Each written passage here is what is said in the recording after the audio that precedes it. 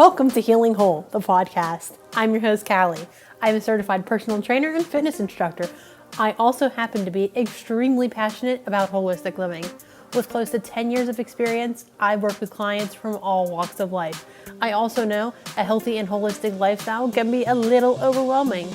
I'm here to break it down for you and take you on my journey to healing whole. Remember, the materials and content within this podcast are intended as general information only and are not to be considered a substitute for medical advice or treatment.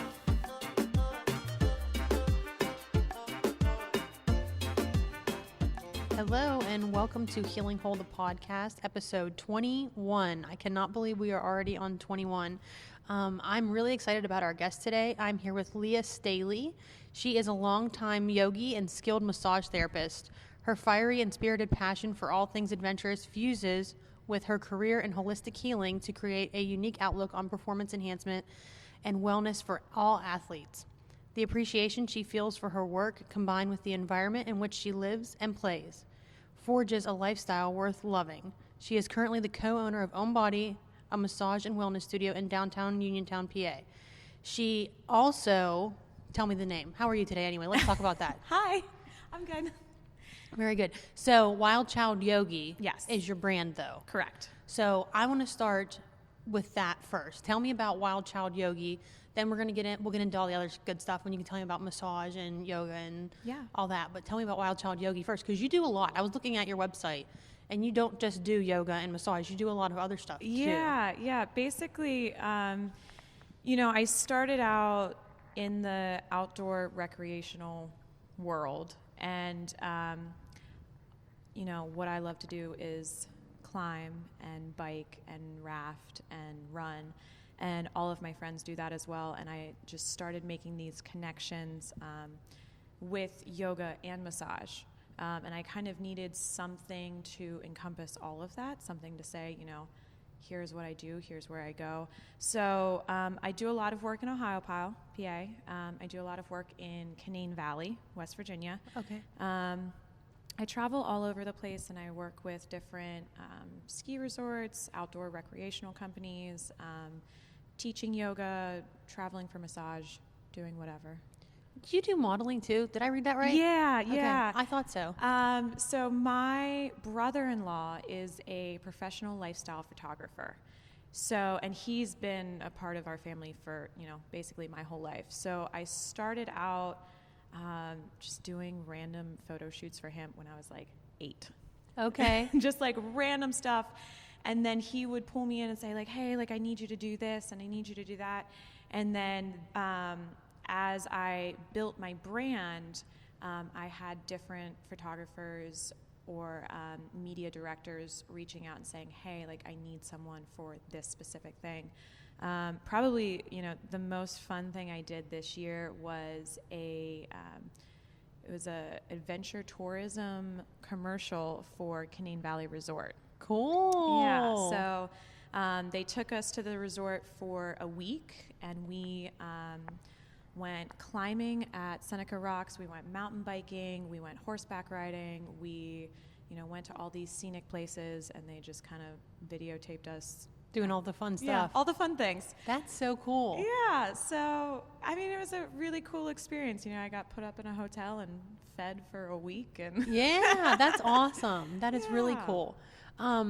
So tell me, have you always been into this holistic way of living, or did it develop over time? No, I pretty much, it really comes from my mother. She's she's always been into yoga. Everything that I ever ate was like from scratch with really good ingredients. So I actually started practicing yoga when I was 8 years old, consistently. Okay. I was, probably like 3 years old practicing yoga in the home with my mom. But there's a yoga class in Ohio in the community center. And so my mom just kind of drugged me along one day. She wanted to try it out. And she was like, hey, like talking to the instructor, she's like, my kid's quiet. She has a book. She'll sit in the corner, not bother anyone. Do you mind if she stays here? And the instructor was like, well, why doesn't she join the class? And so that's kind of how I started getting into yoga. Was that Yogi Wade still? Yeah. Okay. I love him. He's Yeah. great. I need to interview him one day. Yeah, need to find him. he's really awesome, and it was really cool. I don't think there's a lot of instructors, especially back then, that would say, "Hey, like there's a group of adults, and this child is welcome to join." So yeah, I mean, my mom and I, we would go for a run before or go swimming after, and it was just kind of like, this is what you do. Like you don't sit inside watching TV, you don't go eat junk food, like you eat good food, you fuel your body, you do good things to it. So were you always consistently Healthy? Yeah, No. lived well? No, No, not always healthy? no. Okay. And that's honestly what encouraged me to become a yoga instructor was, I, as like a teenager, I went through a lot of hardships, and I wasn't dealing with it in the best way. And it kind of came to like a head when I was in my early 20s. And I wasn't running as much. I wasn't doing as much yoga. I was eating a lot of shitty foods because I was on my own and I could. And Nobody telling you what to eat and when to eat it. you know what? I ate a bacon cheeseburger and had like 4 double Jack and Cokes for dinner like 4 nights a week. Okay. And it kind of, I had a really unhealthy mindset, really unhealthy lifestyle, and it just kind of came to a head. And I actually, I ended up in the hospital with gallstones right before my 23rd birthday. And they're like, you can have this removed or you can completely change your lifestyle. So I changed my lifestyle. Good for you. It's a lot of times people would just say, give me the surgery and make it the easy way out. But you Right. took the harder way out that's healthy, and your body's going to thank you for it later instead. Yeah. So, yeah, I had to quit drinking, quit eating meat, cheese, fried food. So basically that was all I was doing. And, I was just kind of sitting around. I'm like, man, like I'm so bored because I was spending all this time doing unhealthy things that I couldn't do anymore. And I started to get back into running. I went back to Yogi weights and actually, approached it with a different mindset. It wasn't like I've been doing this forever and therefore I am good at it and therefore like I need to maintain that level. It was more like, I don't know what the fuck I'm doing. Like I just need to start from scratch and have no expectations, no judgment, and go from there. And so it's, it's really cool. I have this different perspective of yoga now. Before it was like, oh, I have to go to class because, I have to work hard and I have to lose weight or do whatever. And then it would be like, that's so much emotional energy that I can't muster right now. I'm just going to skip class. And now I have this mentality of like, I'm just going to go. For instance, last night, I went to Yogi Wade's last night. I heard he's Tuesdays and Thursdays, right? Tuesdays and Thursdays, 6:30 to 8, and it's a all levels donation class. Okay. Which is why OmBody is a donation studio and why the majority of the classes I teach are all levels is because that's, what he taught me. What you admire, yeah. Yeah. So I went to class last night and I was like, man, like I am just like not feeling it. I'm tired. Like I kind of want to leave. Like I'll just give myself like 5 more minutes, see what happens. And I, about 45 minutes into the class, just laid down and fell asleep and woke up 45 minutes later. Which is totally fine. And you can do that because it's your practice. That's Right. what you were saying is that you used to look at it more like a workout as opposed to a practice. And I Right. think that they use that in the yoga world, the word practice is used so much. Is so valuable instead of it being like, oh, you have to do this, you have to do that. You don't have to. It's your practice. You Right. can do whatever it is that you want to do with this time. It's your time. Yeah, it's a practice, not a perfect. Yes. I love that. Love that. I try to emphasize that with people in my classes. Like, this is your hour when you come. You can do as much or as little as you want. It's your hour. Right. You do what you're comfortable with. I'm just here to facilitate the class. Yeah, exactly. Yeah. And that's, kind of how I try to teach is every pose that we go into, every sequence that we do, I'm like, okay, here's what I suggest. But you can take it a step up by doing this, or you can take it a step down by doing this, or you can skip it completely, Mm-hmm. And one of my favorite things that Yogi Wade says is, if you start out in class and you're focused on your breath and you leave, go to the pub, get a beer, stay focused on your breath, finish your beer, come back to class, you just had a perfect practice. Love that. It's just and I don't know, you just kind of you go with it. Whatever you're feeling, you don't need to push yourself. You don't need to try too hard. You don't need to break yourself. Yeah, absolutely. So it's practice, not perfect. Mm-hmm. I love that. So how long do you say certified in yoga or do yes. you, okay. Yeah. Okay. How long have you been certified? I have been certified, almost 3 years now. Okay. Yeah. Not too long. But you've been practicing for a long time. Right. Yeah. So basically, what happened was, I was practicing for so long and I was not focusing on my breath at all. I was really just going through the movements just because that's what I learned. When you're a kid, you don't really think about focusing on your Mm-hmm. breath. So when I fell out of yoga for about a year and I came back in, something just clicked. And I realized that, if you connect the breath to every moment, you build this heat, you build this focus. And the first time that I maintained my focus on my breath for the entire class, I walked out higher than I have ever been. Really? I mean, it was it is still to this day, the best feeling I have ever had in my life. And I was just holy crap, this is what yoga is about. Mm-hmm. And, I just wanted to share that. I wanted to share with all of these people that go to yoga and kill themselves and just think this is so hard and I can't do this and I don't want to do this. I wanted to share there's a whole other side of that. And so I was well, I guess if I'm going to do that, I better become a teacher. Yeah, absolutely. Where did you get certified through? I was certified through Amazing Yoga in Pittsburgh. Okay. And they're awesome. Okay. It's a hot power yoga studio, and which is a totally different type of yoga than we're used to around here. Yeah. But it's really, really interesting. And so I traveled with them to Costa Rica.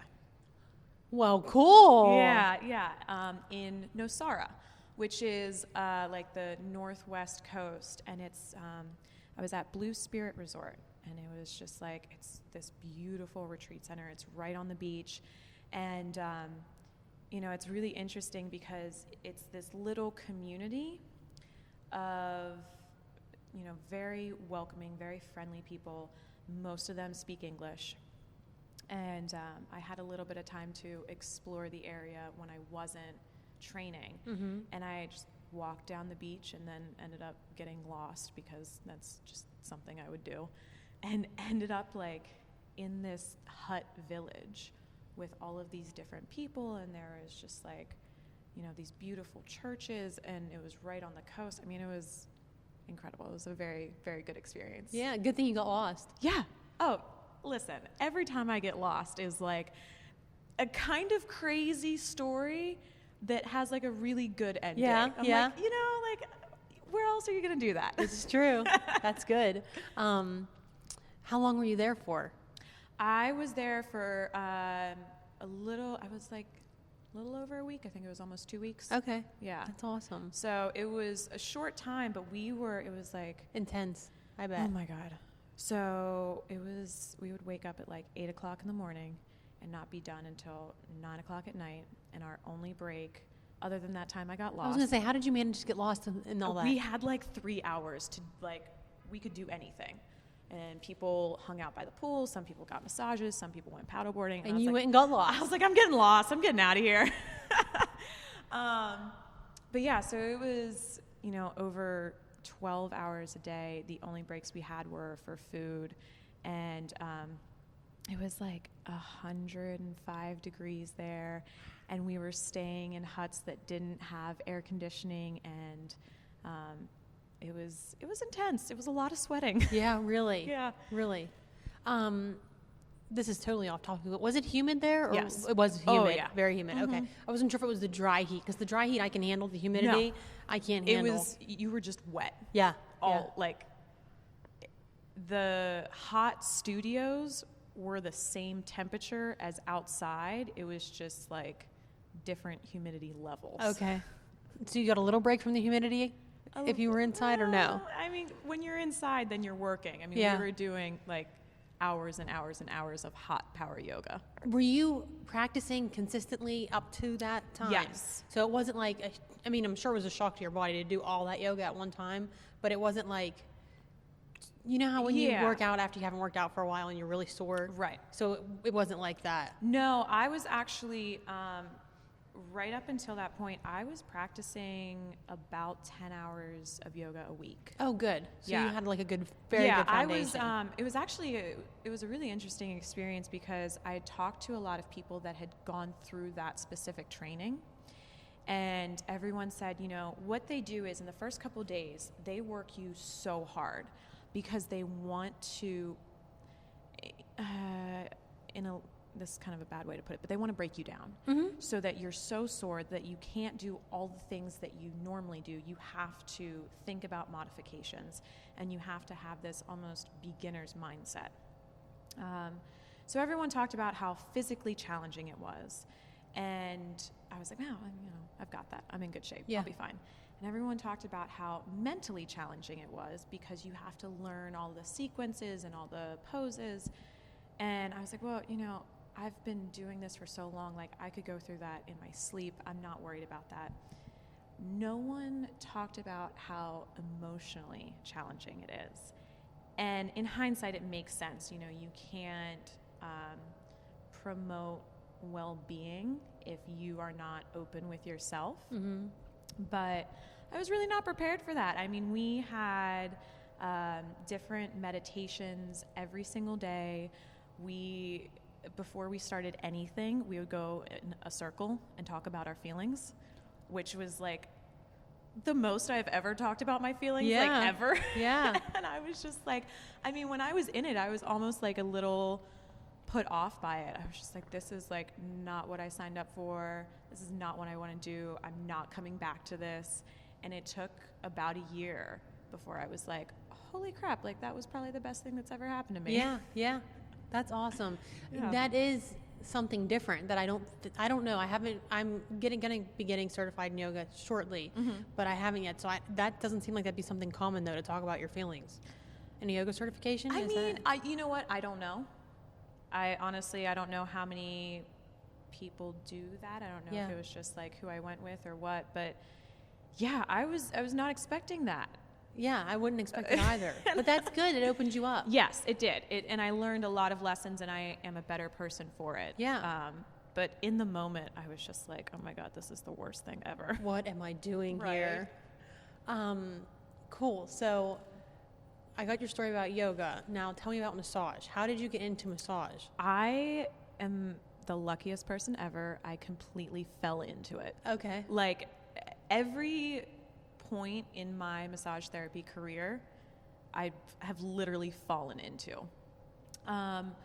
So when I was a kid, up until I was 17, my life goal was to live out of my car and travel around as a bartender.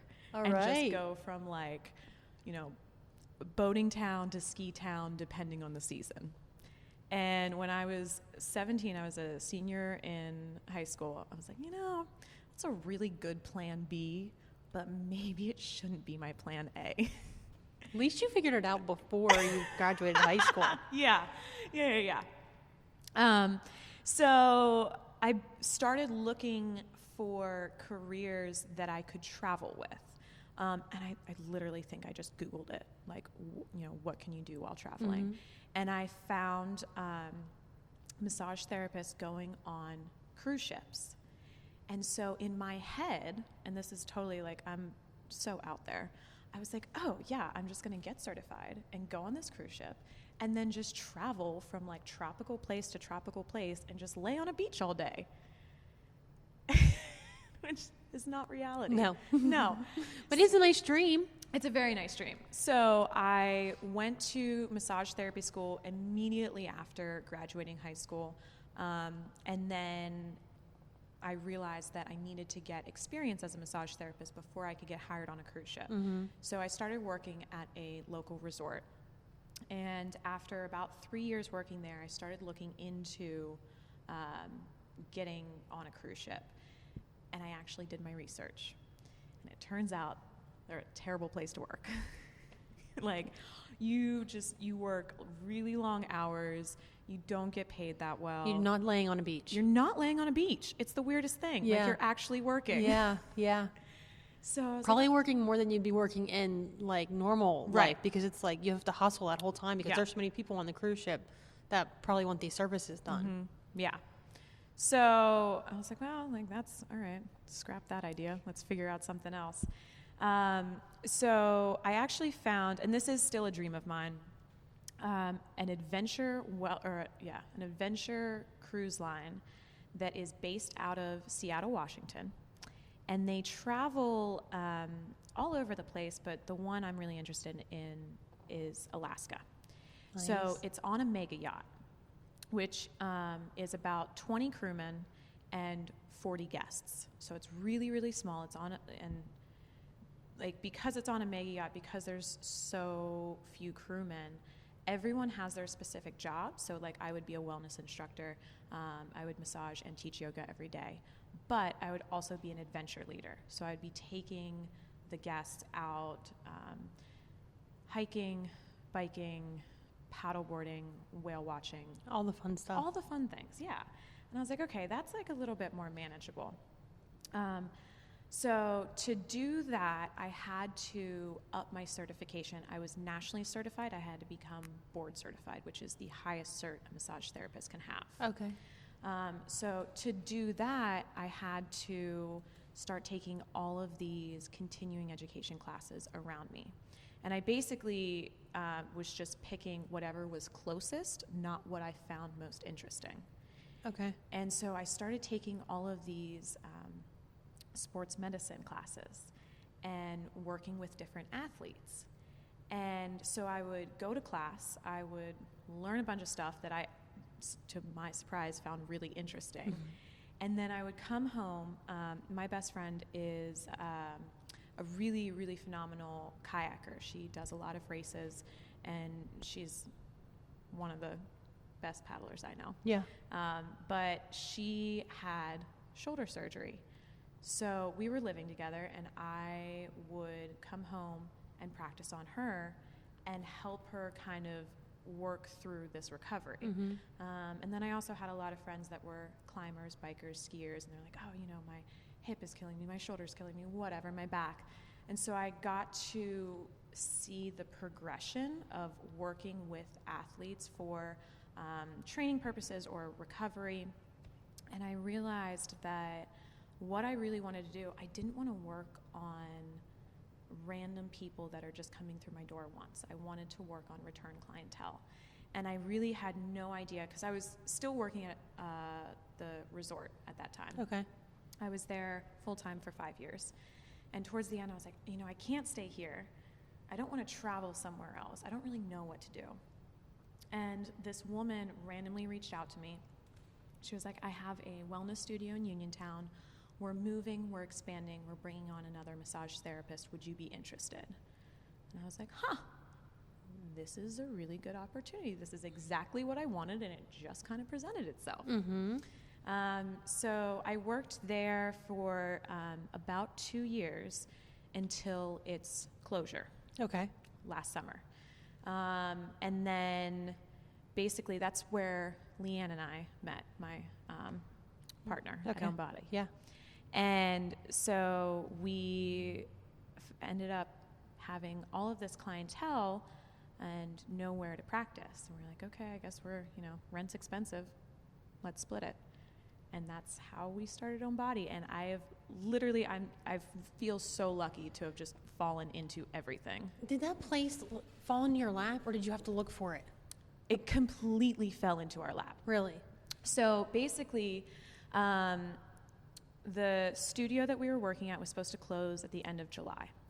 And we found a space that was just this big empty space that was going to be built out to whatever we wanted. And it was supposed to be finished early August. So we're like, okay, this is perfect. We're not going to skip a beat.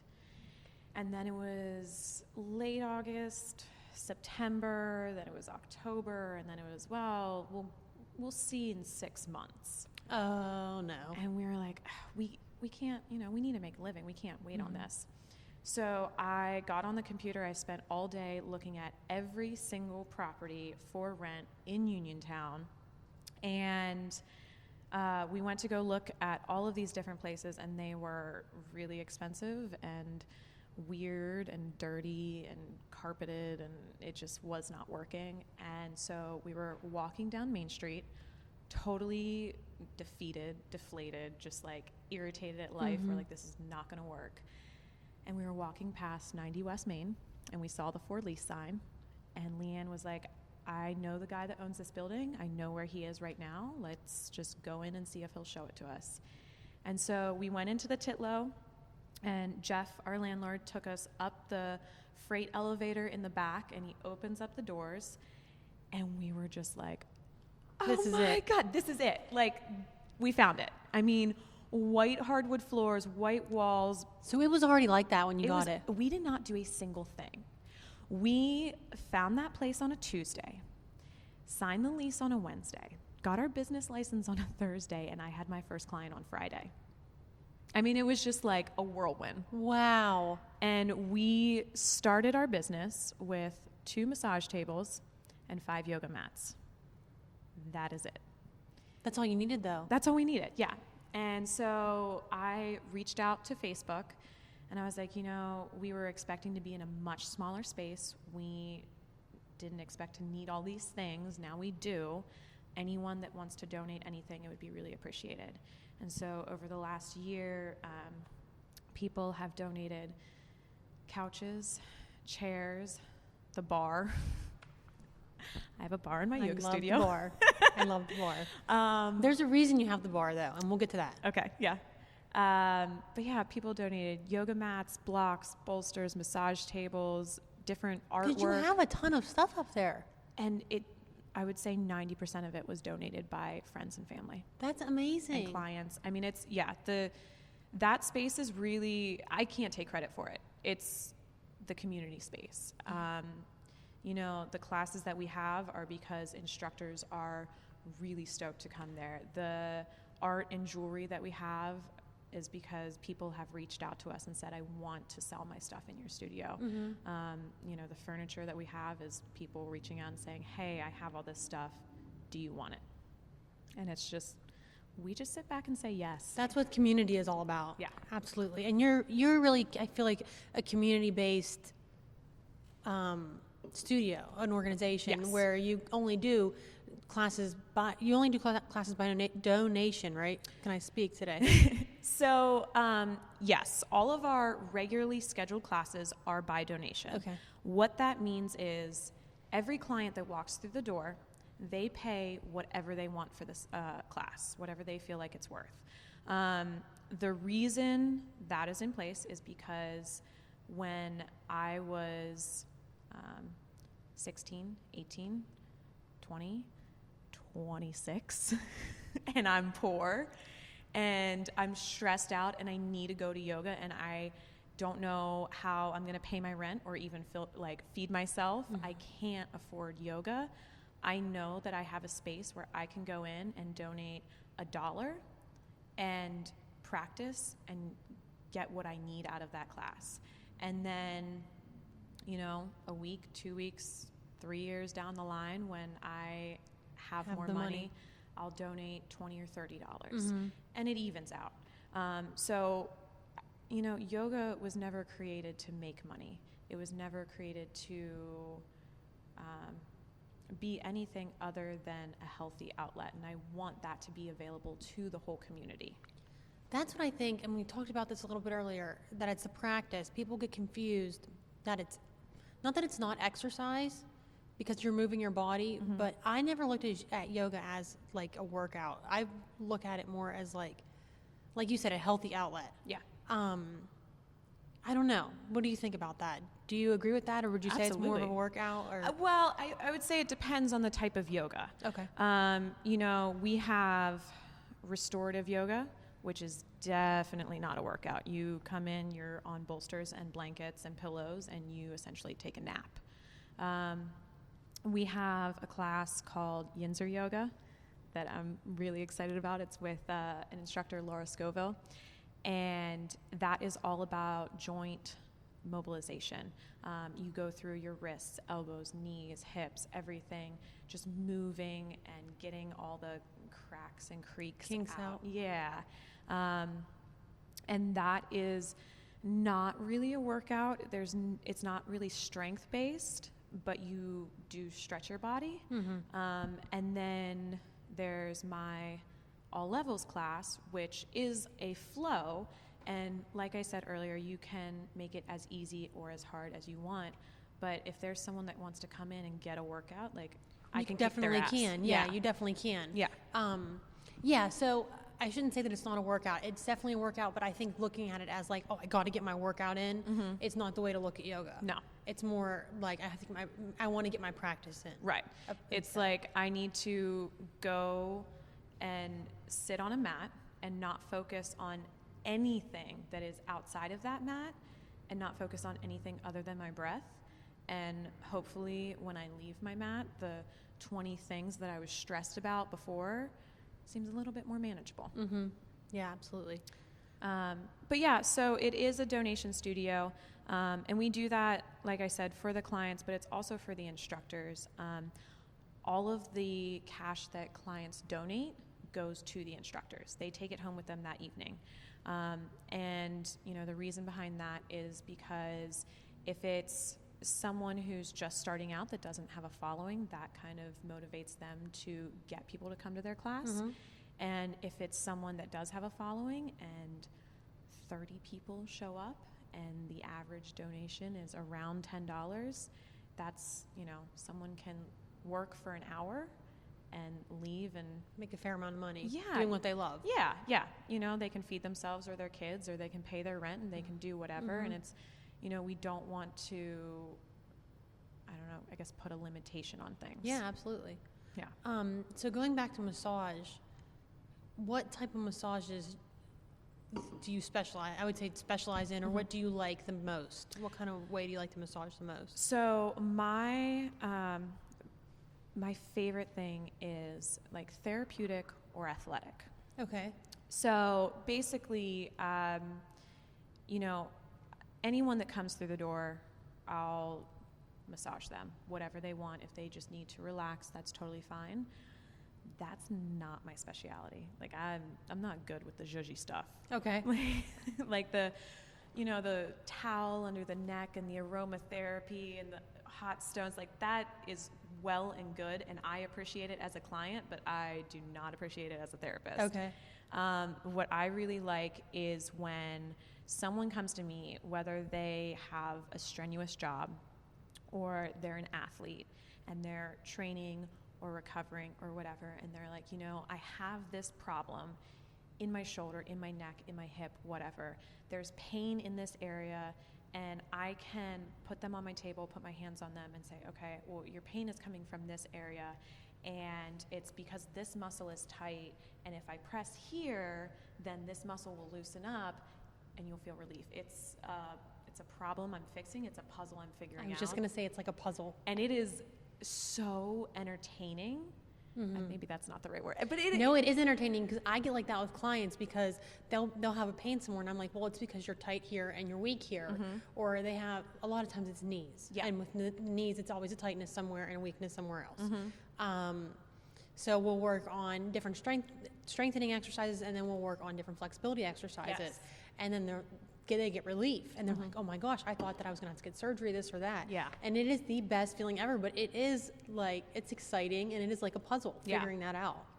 And I think that, you know, yoga has really helped me as a massage therapist because I can say, you know, I have a little bit more understanding of how the body works. So I can say, well, you know, your low back is bothering you, but it's not your low back, it's your glutes and your hamstrings. So if you do this one specific stretch, and if you do it this way, then you'll feel relief, and then it will transfer into your low back, and then you won't have this problem anymore.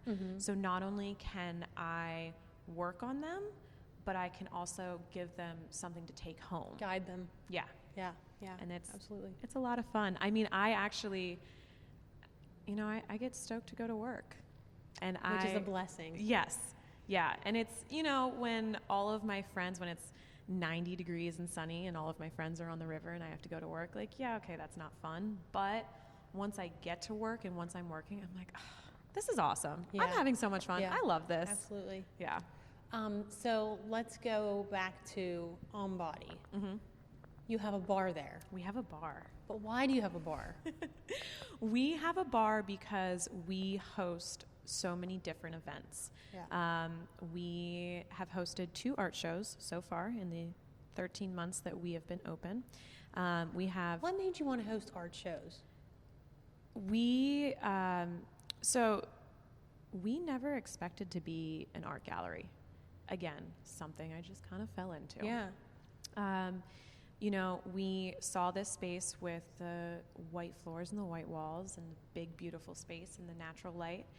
And we were too poor to buy anything to put up on the walls. So I started reaching out to different artists and said, you know, if you give me something to put up on the wall, I'll sell it. And after we had maybe 4 or 5 artists in the studio, we had so many people from the community reaching out to us saying like, oh, you know, can I put my art in your studio? Or I am doing this project, would you be interested in featuring?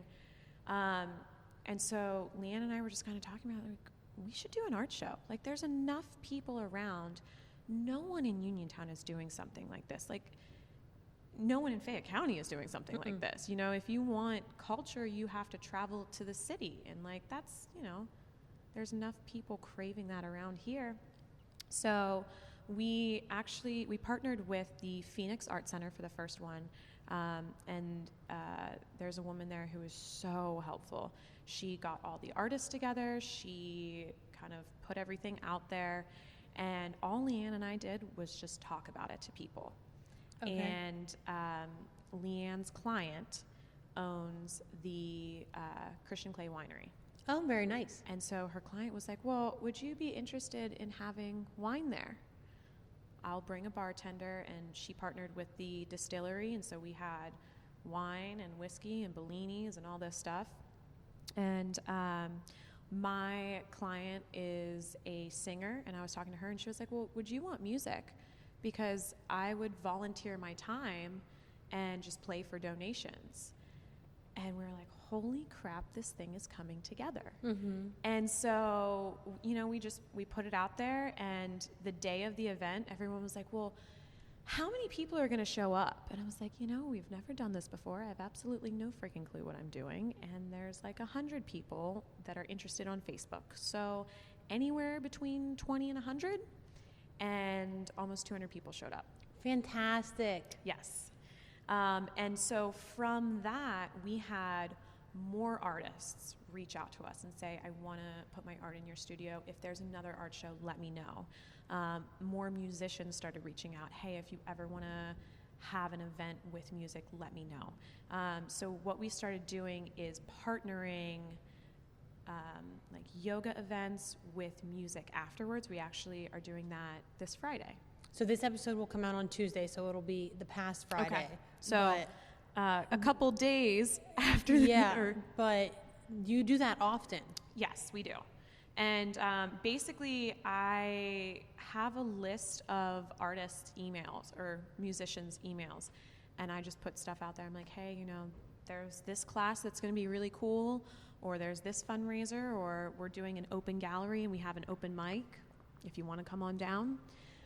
So the bar has been really helpful with that. Yeah, absolutely. And it's, you know, it's kind of added a different element. Like I said, we never expected this to happen. It fits perfectly in the space. Yes, Fits it does. perfectly in the space. Yeah, and it kind of feels like, you're in Uniontown and you walk into this building and you go up these stairs and it's just this small hallway and you don't really know what to expect, and you walk through the door and you step into like a New York loft is what it feels like. Yes, it does. Absolutely. I saw the space this last Sunday and I walked in and I did feel like I was back in the city. Yeah. I feel like being even downstairs at the Village too. Oh, I love that space. Yeah, I feel like being down there and the way that they made it and the way they make a co-working space and then going upstairs, it is like you're in New York City. Both of the spaces are beautiful and they're so well put together, and you guys have just, the energy in both spaces is awesome. Yeah. But when I walked upstairs, I was like, oh my gosh.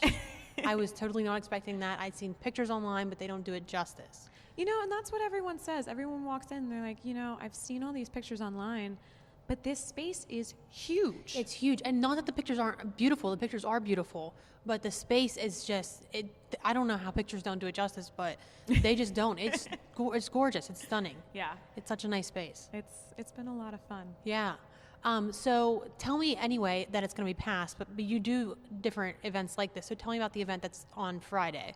So it's a pranic rhythm class, and it's taught by Amy Rhodes. She is fantastic. She does a couple gentle flow pop-up classes with us. Okay. And so this pranic rhythm class is a quicker vinyasa pace. So I'm expecting it to be a little bit more of a workout, but it's going to be with live drums.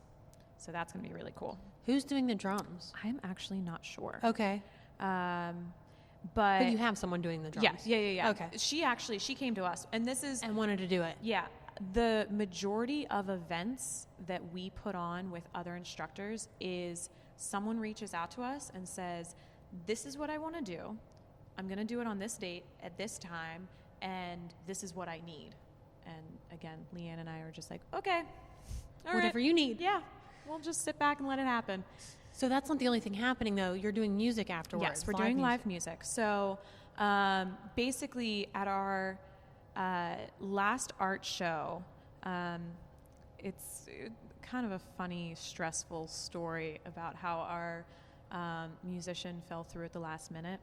And trying to find someone to perform on a Saturday night for donations last minute is pretty much the most impossible thing to do. Mm-hmm. I think I reached out to about 40 different musicians before I found someone. Wow, really? It was, the second art show we did was a little bit more hectic than the first, but it all, it worked out and it was awesome. Yeah.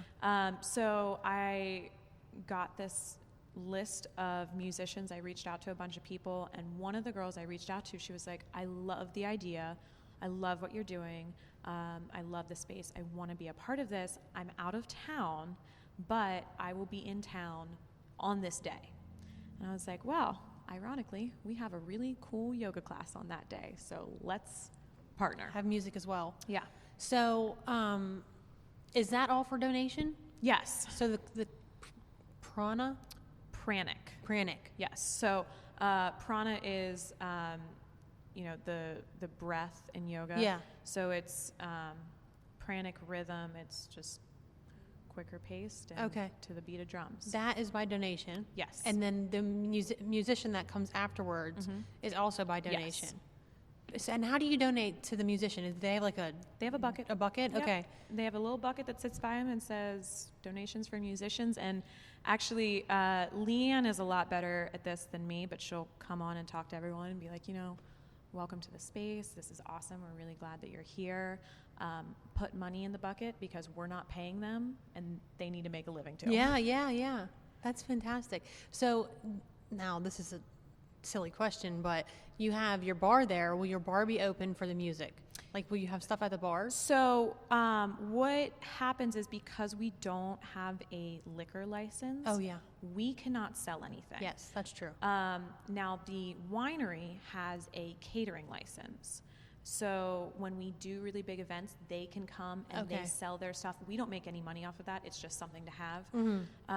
For smaller events, what we do is we have our stash of wine or beer or whatever, and usually people come and they also donate alcohol non-alcoholic drinks. You know, I am very fortunate to have a lot of awesome friends that understand what a potluck is. So anytime we have any of these events, people come with food and different drinks, tea, booze, whatever. They just set it up.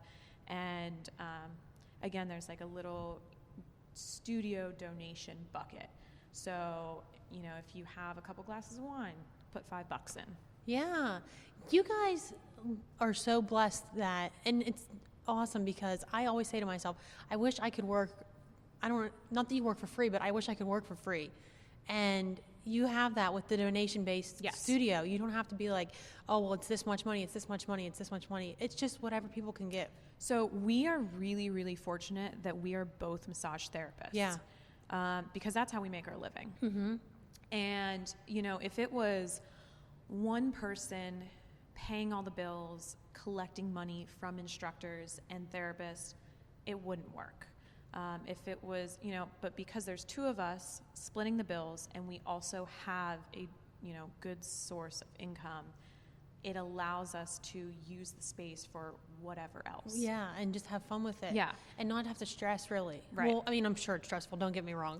I'm sure it's stressful. It's always stressful owning a business. But it's just, you can just go and do that stuff and have fun. And you don't have to worry about, like, I have to make this amount of money this night. You just... Right. Basically, we cover all the bills with massage therapy, and then any donations that we get from art, music, classes, whatever, that's a bonus. It goes towards our rent. We're excited when we don't have to pay a full amount of rent. Yeah, that's fantastic. But, yeah, our motto is if we're not having fun, we're not doing it. I like that motto. I like that motto. So there's another thing coming up soon too that I was trying to think of. You're doing a didgeridoo meditation, right? That was actually, I believe that was in October. Yeah, that was last month. Oh, okay. Yeah, I'm trying to think what we have coming up. There's something that we were just talking about that was coming up, and now I can't remember. Well, so there's a Yinzer Yoga coming up. Okay. And then there's also another art show coming up. Maybe it's the art show I was thinking of. Yeah. Maybe I saw something. Did you put it on Facebook already? Probably. There's something. Now I'm trying to think what the heck it was. Maybe I just wanted to talk about what was going on Friday, but I swear there was something else. But, so another art show. Do you know when the art show is? Yes, it is November 30th. Okay, so that's what it is. Yes, that's it's what it the is. That's what I Saturday saw. after Thanksgiving, and we are actually really excited about it because at the last art show, this guy came up to us and he was like, you know, I love what you're doing. I love the idea. I want to put on something similar and I want to rent your space. So we are actually not putting it on. There is someone else producing it, and it's the show is called Art and Soul. So it's all of these different people from the community, Uniontown all the way to Pittsburgh, coming, and it's actually going to be more music-based. So there's going to be a few artists. There's going to be some jewelry. There's actually one chick that's coming I'm really excited about. She does really intricate makeup and costume designs. Very cool. So her art is going to be models walking around. That's awesome. Yeah. And then there's going to be a couple different musicians. I think there's probably like a blues and soul musician, and then a rapper and a DJ. And November 30th. November 30th. So it's, you know, it's funny because we put on our first art show and we're like, okay, we're going to wait 6 months. We're going to do it again. And we did it again. We're like, okay, 6 months. It's kind of like a tattoo where as soon as you do it, you're like, holy crap, that sucked. I'm not doing that again. And then enough time passes and you're like, it wasn't that bad. Let's do it again. Yeah. So we were sitting down and we were like, it is going to be a while before we do another art show. And this guy reached out to us and he was like, I want to produce it. I want to do everything. You guys just need to make sure the doors are open. And we were like, so we get to enjoy everything and not do any of the work. Cool. And he's renting the space. Yes. So there you go. So we rent the space out for $20 an hour to anyone and everyone, whether they are an instructor, whether they want to put on an art show, whether they, we have people come in and do photography, whether the lighting is amazing in there. It is literally the best lighting in Uniontown, and my selfies have improved immensely since moving in there. You did say that, or maybe Leanne said it the other No, day. I was like, the selfies are like great. And I have that pink backdrop. Yeah. That was actually one of my best friends from high school, who now lives in Tennessee, made that for an art exhibit down there. And she posted on social media, and I was like, holy crap, that is awesome. Will you make me one? And she was like, honestly, the exhibit ended and I have nowhere to put this. Do you just want it? And yes. So she rolled it up and sent it to me, and we hung it up, and I was like, it's just such a pop of color. It is. It's beautiful. And it's right in the perfect lighting, and it's, selfies. It goes really well with the white. Yes, it does. It's just stunning. But yeah, so we have people come and they'll, do their professional photos or family photos or Christmas photos or whatever. Did I hear you say right that you have a bridal shower? Yes. Like, is it a shower or is it the it's just bachelorette party? I think it's just like a bachelorette party kind of event. So the girls are coming in, they're hanging out, they can sauna, they can get massages, they can do a meditation together. And our relaxation area is, well, you've seen it, it's awesome. Mm-hmm. There's couches and pillows and a huge ottoman that like 10 people can fit on. And so when we do group events, some people are in the sauna, some people are getting massages, the rest of the people are sitting around listening to music, drinking mimosas. Mm-hmm, mm-hmm. And then you also do couples. Yes, we do. What would you say? It's a couples packages? Yeah, a couples package. And it's really, really awesome. It's a 30-minute sauna session. So we have a 3-person infrared sauna. That wasn't there. Yes, it was. That was there? Mm-hmm. So when you walk back into like the back room, to the right is a teeny tiny little room that perfectly fits the sauna. That Leanne just like, she's had been thinking about it, and she was like, I want one, and it's either going to go in my house or in the studio. So she ordered it. So it wasn't there before you got the space? No. I thought you meant it was already there before you got the space. No, I was thought like, you meant shut when you were there on front Sunday. door. No, I saw it on Sunday. I thought you meant that was already there. I was going to say, that is so awesome. Actually, she bought it, and I put it together. Oh, really? Was it a pain in the butt? Yes. Yeah. And luckily, my boyfriend at the time was like, he's like 6'3" or something, so he was able to like put the top pieces on, and we like half put it together, and then like wiggled it into the room, and then I'm like smushed up against the wall and the sauna. It was a whole thing, and I have no idea how we're gonna get it out of there if we ever move. You're not allowed to move. You're not allowed to move. Never. That's gonna be there for the next person. Yeah. So the couples package is a 30-minute infrared sauna, and because it says it's 3-person, but it fits 2 comfortably. Okay. It fits 1 person really comfortably, and that's why we got the 3-person, because if you get a 2-person, it's like, it fits a little tight. Yeah, 1 person kind of. Yeah.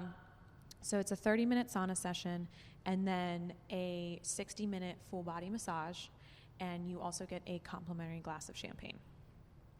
So, and that is $200. Very nice. Yeah. So we try to keep our prices. $200 for both massages? Yes. Oh, nice. Yes. That's very good. Yeah.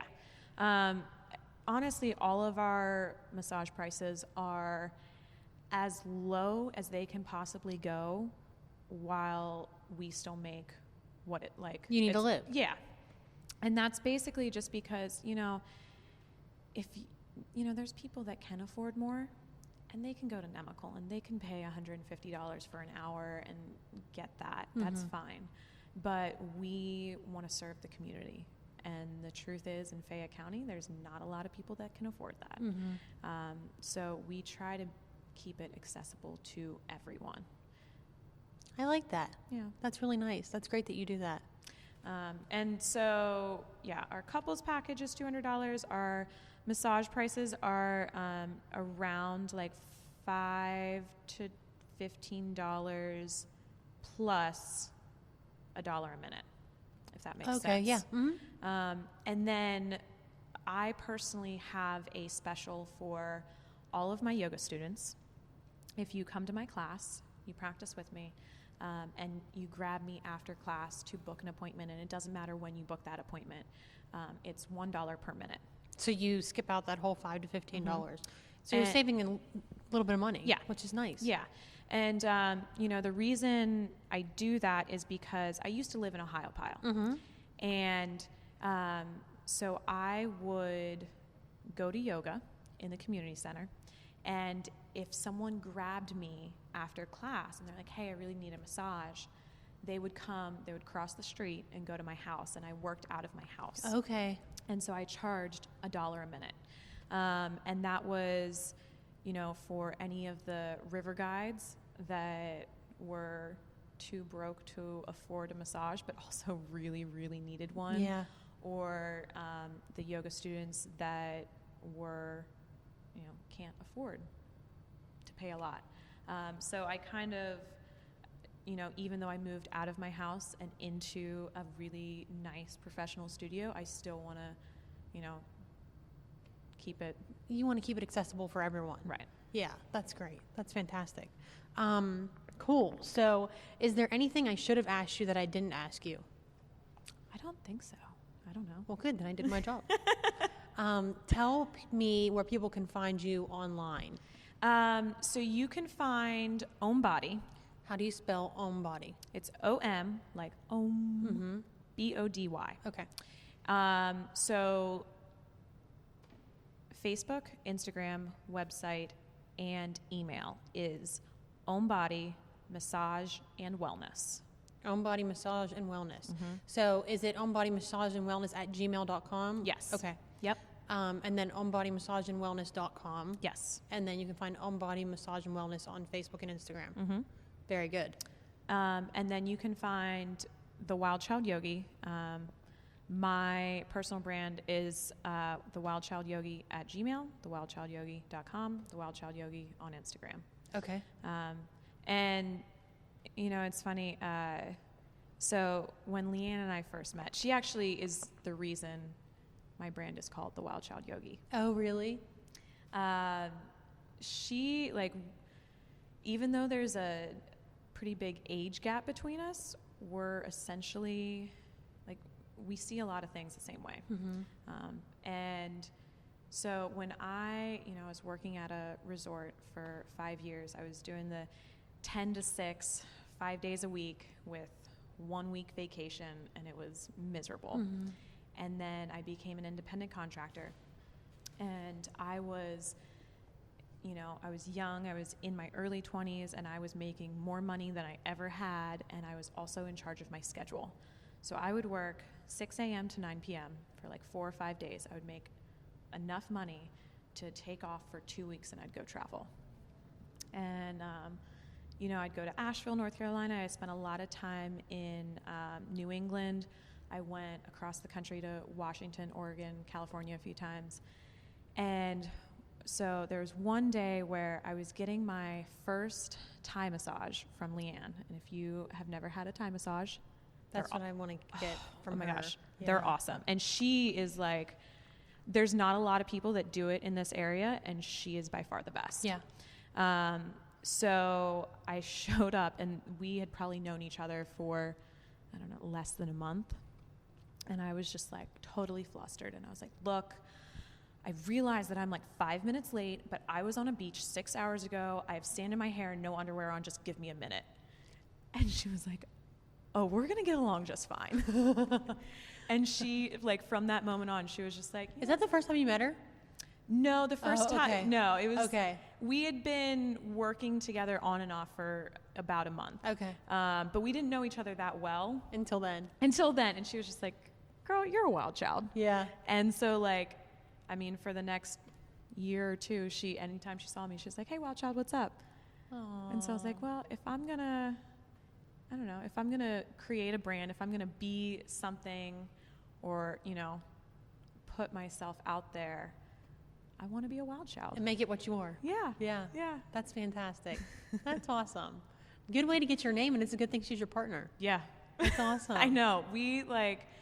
It's awesome. We work really well together. We are on the same level with a lot of things. And when we're not on the same level, like she's the yin to my yang. Yeah. You know, when we were starting this business, like she was like, okay, so like, do we get a Facebook? Do we do a website? Like, how do we even go about this? And I was like, oh, I already have the website built. I got us a Gmail, a phone number, a Facebook. I created everything. It's all down. And she was like, huh, I have no idea how to do any of that. And then as we continued, I'm like, wait, we have a vacuum here? Like, how do we do laundry? Like, what do you, like, all of these things, like, that studio would not be running today if it was not for her just, like, keeping it going. Yeah. I'm like, you know, all the things that I am terrible at, She's good at, and she's vice good versa. at. Yeah. And it works really Perfect well. partnership. Yeah. That's good. We have fun with it. Yeah, that's awesome. Well, thank you for joining me Yeah, today. thanks for inviting me. Yeah, anytime. And thank you guys for joining us for another episode of Healing Whole the podcast. I will see you next time.